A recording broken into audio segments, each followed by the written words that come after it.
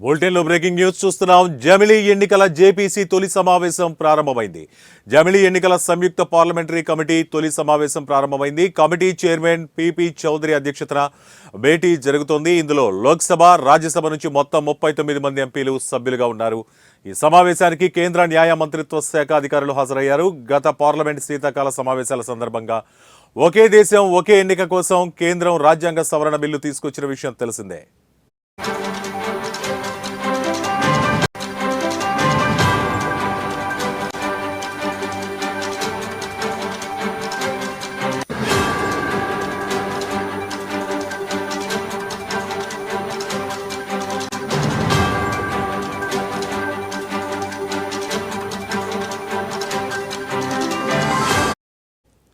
Breaking news చూస్తున్నాం. జమిలీ ఎన్నికల సంయుక్త పార్లమెంటరీ కమిటీ తొలి సమావేశం ప్రారంభమైంది.